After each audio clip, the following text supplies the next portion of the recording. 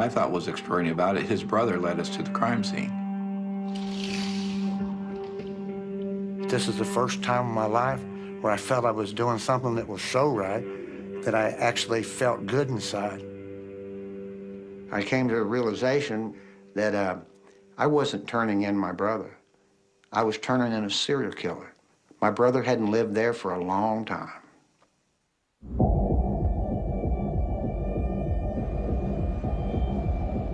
But Glenn was now far from Kentucky. He'd gone back to California, and soon he was calling me saying he was hanging out with Hollywood types like Nicole Simpson.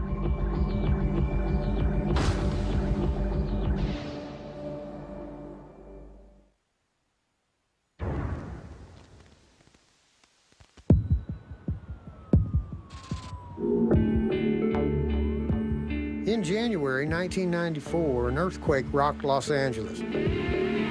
About the time the quake hit, my brother Glenn showed up in town. I was working in Los Angeles at the time. The Northridge earthquake hit earlier that year, and I was working for a company doing earthquake damage.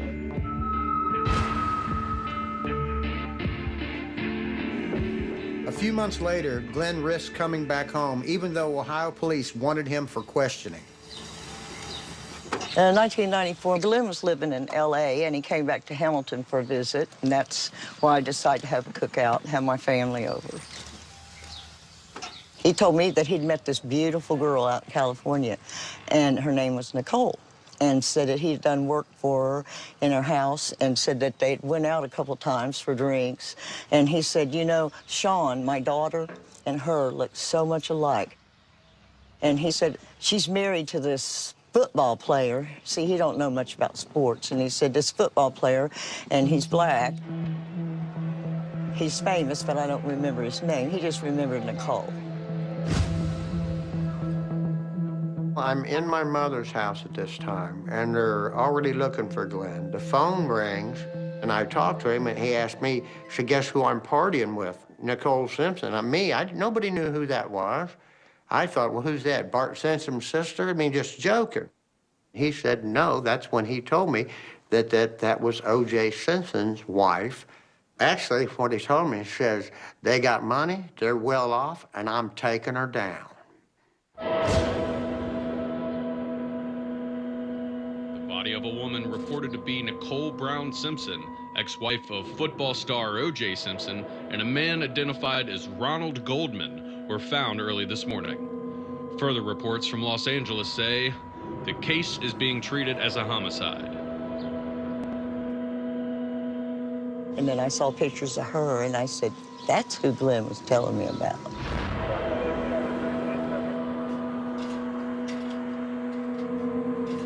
Detectives from the Los Angeles Police Department sought and obtained a warrant for the arrest of O.J. Simpson, charging him with the murders of Nicole Brown Simpson and Ronald Lyle Goldman. I read how the L.A. District Attorney charged O.J. with the murders. I believed my brother was involved, but who in the hell was going to listen to me? Meanwhile, investigators for the defense found signs that pointed in Glenn's direction.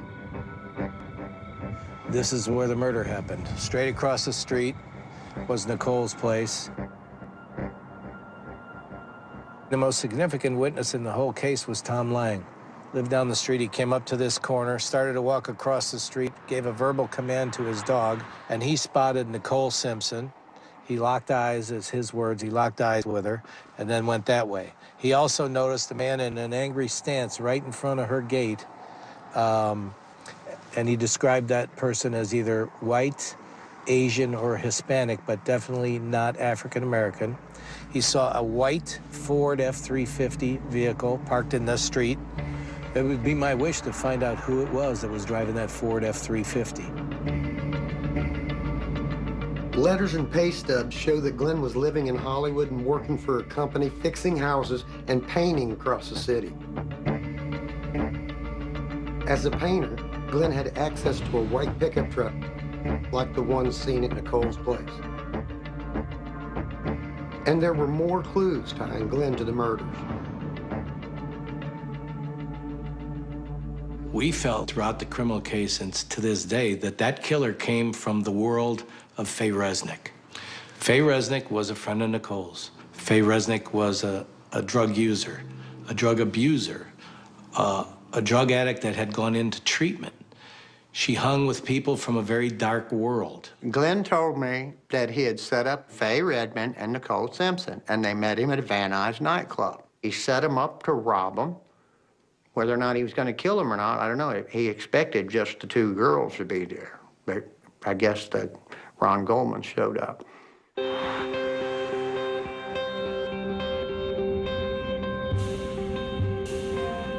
At the time, I had my suspicions, but I didn't know how he did it or if he really was the killer. It'd be years before Glenn would say what really happened.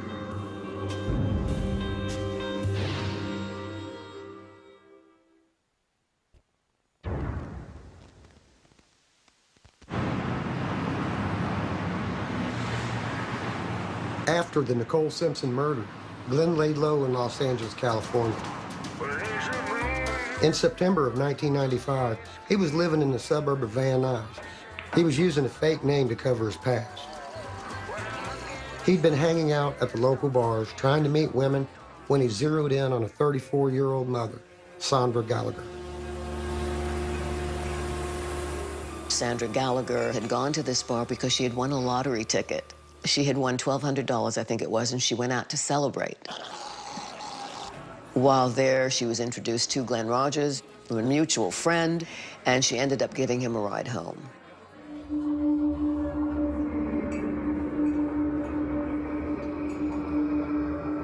It was horrendous.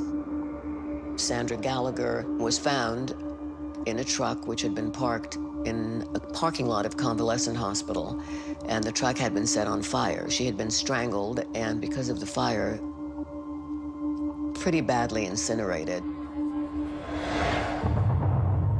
After figuring out who the body was, police traced Sandra to the bar she'd been at and found out she'd given Glenn a ride home. This man is a monster. Think about what happens when you strangle someone. You put your arms around their throat, and you're looking at them, and you're pressing tighter and tighter and tighter, and you're watching that person gasping for breath and gasping for air. And then you finally gave that final snap and they die. That's a very, very up close and personal kind of killing. We tried to locate him and we couldn't locate him. We didn't know where he was.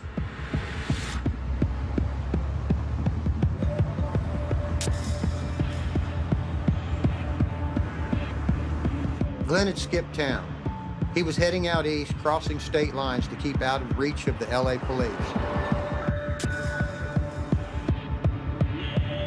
He hit Jackson, Mississippi a few weeks before Halloween and took up at a carnival that was in town.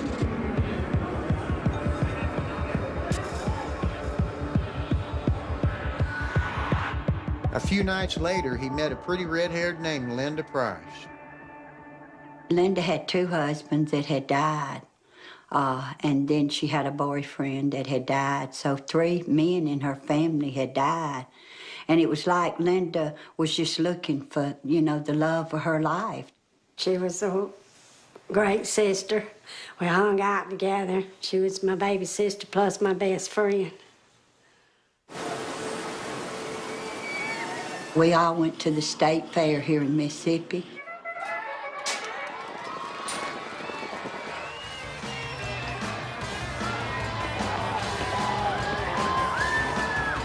She was walking around the fair, and that Glenn was behind her, took a piece of her hair and said, "That's the prettiest red hair I've ever saw." Said, "You're beautiful." She said, "Look, Marilyn," said, "what do you think about him?" Said, "Ain't he good looking?" I said, "Yeah, Linda, he is nice looking." Well, you know, to tell Linda that, it was like she was wanting that attention. And it seemed like he did give her that attention that she needed. She said, "I think I met the right one this time." 3 days later, they went and put in for apartment and put the apartment in Glenn and Linda's name, you know. And they lived there 3 weeks. They come out to the house and they sit in the backyard, and he was saying that he had met Nicole Simpson, that he had actually worked in her apartment. I told Linda, I said, "Oh, Linda, he's picking at you. He's never met no Nicole Simpson." I come in from work one day and I went by the apartment and he said, "You're the bestest mama and grandmother I've ever saw." He said, "You are so good." He said, "I wish my mother was more like you."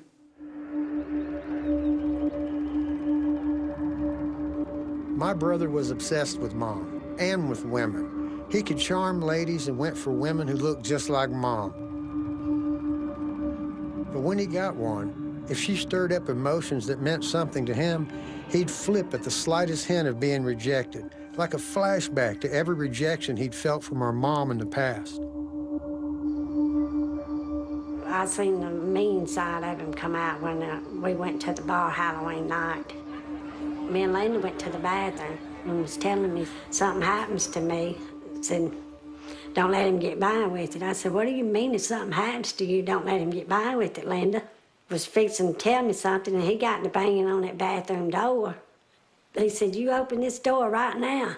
You open this door. Don't you say a word. You open this door." He was just raging. He said, "It's time for us to go.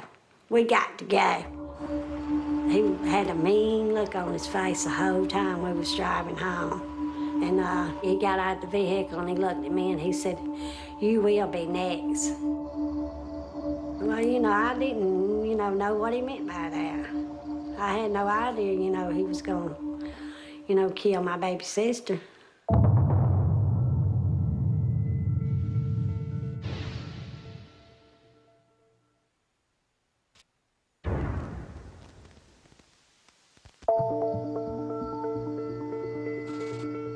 I received a call from our dispatch that a female body had been found in South Jackson. When I got there and was briefed by the patrol officer, I could tell by the way he acted and the way he looked, he was pale and ashen, that he had seen something that was very disturbing. I entered the apartment, which was very dimly lit. I shined my flashlight into the bathroom, and that's when I observed Linda Price in the bathtub. She had been stabbed several times in the chest, and her throat had been cut from ear to ear. A washcloth had been placed on her face. Persons that kill, they don't like to see that death stare back at them, so they place some type of object to cover the face so they don't have to see the death stare.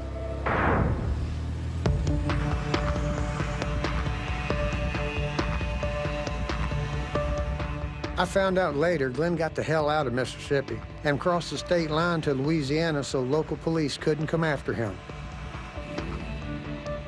Then my sister Sue got a call from Glenn out of the blue.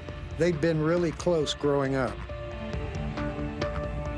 It was like early evening when phone rings, hello, and it was Glenn.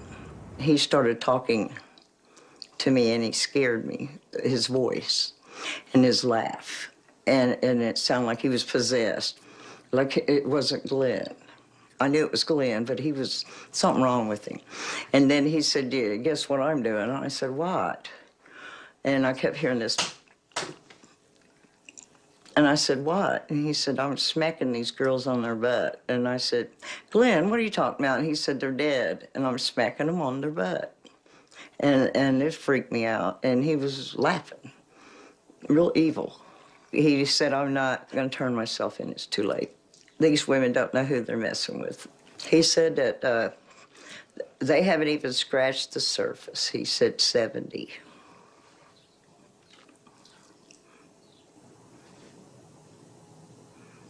He had murdered 70 women, and it would be, he said, "You're going to start hearing about it soon."